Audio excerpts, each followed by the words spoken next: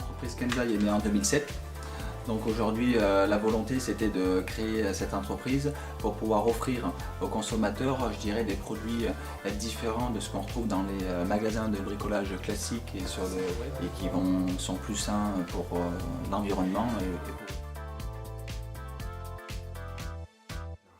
Donc effectivement, aujourd'hui, l'entreprise a une philosophie et une charte à respecter, c'est-à-dire on sélectionne des produits, je dirais, les plus écologiques et les plus sains possibles, qui répondent à des critères environnementaux.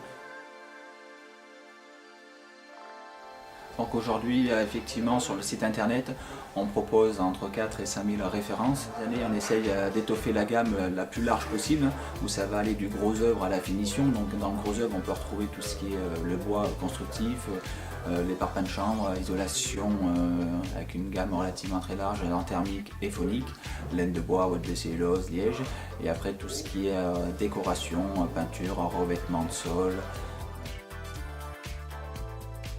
Aujourd'hui, les matériaux écologiques, de toute façon, ils doivent répondre aux normes techniques et aussi bien de mise en œuvre.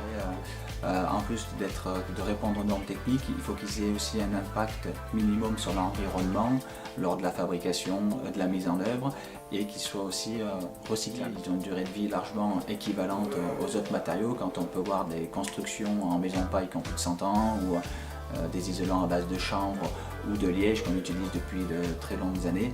Donc aujourd'hui, il n'y a pas de crainte à utiliser des matériaux écologiques, tout au contraire.